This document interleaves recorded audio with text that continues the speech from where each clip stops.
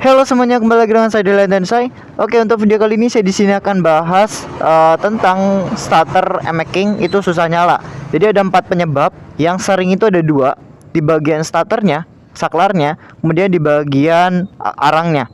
Itu sering banget masalahnya di bagian 2 itu.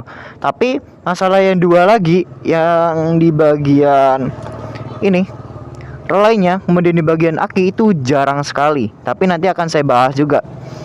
Dan di sini yang saya bahas itu yang sering dulu, yang di bagian starternya, di bagian saklar starternya.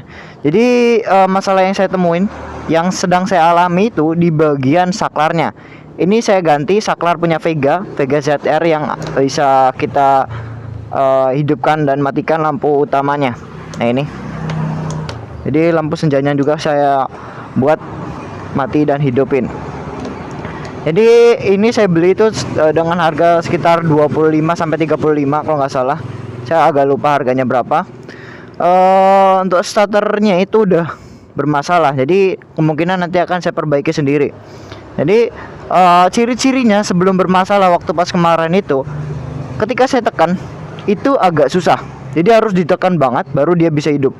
Nah ini ditekan bagian sininya, terus kita tekan ke dalam. Jadi kalau misalnya ditekannya paling pojok sini, terkadang nggak bisa nyala. Jadi harus ditekan bagian sini terus baru ditekan. Jadi agak susah. Ditekan yang keras gitu baru bisa hidup. Itu biasanya masalahnya di bagian saklar starternya. Tapi kalau misalnya buat kalian yang sebelumnya itu sebelum bermasalah, misalnya kita starter biasa-biasa aja, kemungkinan ada di bagian arang starternya. Kalau misalnya motor kalian itu udah lama, kalau misalnya kalian sering memakai itu dikit-dikit starter, bisa di bagian arang starternya itu dia udah tipis, jadi harus diganti. Caranya mungkin akan saya bahas nanti ya. Jadi ini baru pengenalan dulu tentang penyebabnya. Jadi itu penyebabnya ada 2, bagian saklarnya, kemudian bagian arangnya. Dan kemudian kita bahas tentang yang jarang terjadi atau jarang masalahnya ini dialami oleh motor-motor King yang keluaran terbaru ya, jarang banget. Yaitu bagian relaynya. Relaynya itu cara pengecekannya itu gampang banget. Kita starter aja. Kalau misalnya dia nggak nyala, ini harusnya dia akan bunyi cetak-cetak. Jadi kalau misalnya relaynya ini nggak bunyi cetak-cetak, berarti masalahnya ada di bagian relay. Intinya kalau relay itu kalau misalnya nggak bunyi, dia bermasalah. Kalau misalnya bunyi, berarti dia normal. Seperti itu. Dan untuk masalah yang aki, jadi kita harus kunci kontak on, kemudian kita rating. Nah ini rating udah. Bentar kita lihat. Nah ini rating udah nyala ya. Kemudian kita kita klakson. Nah itu harus nyala. Kalau misalnya dia nggak nyala, berarti masalahnya bisa dari aki. Tapi jangan langsung diganti.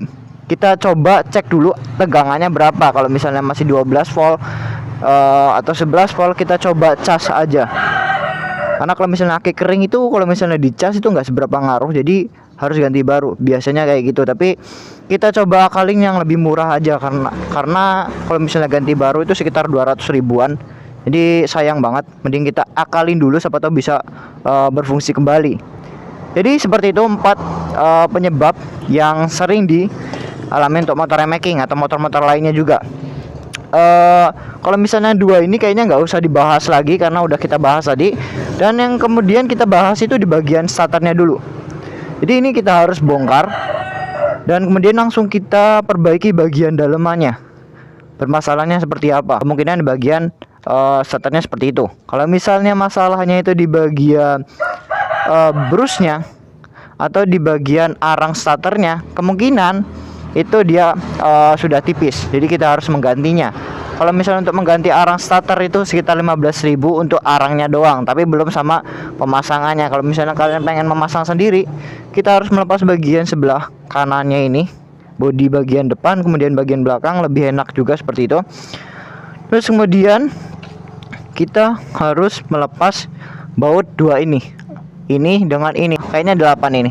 Ini 8. dua ini harus dilepas, kemudian langsung kita tarik bagian starternya, ya tarik. Tapi di sini ada baut lagi. Intinya kita bongkar dalemannya, terus kita cek bagian brus atau arang dari starter itu, dia masih tebal atau enggak. Oke. Kalau misalnya kalian kurang paham tentang bagian arangnya ini, mending kalian bawa ke bengkel. Tapi kalau misalnya kalian pengen coba cek-cek dalam bagian dalamnya, kalian bisa bongkar sendiri. Kurang lebih alatnya itu kunci 8, terus tang, terus kemudian kalian membutuhkan solder buat menancapkan arangnya lagi gitu. Karena kalau misalnya mau diganti, kalau misalnya nggak pakai solder, itu kita harus melepas bagian dalamannya itu, jadi agak sulit ya. Oke, untuk pemasangannya agak susah sih kalau misalnya di bagian starternya, dinamo starternya.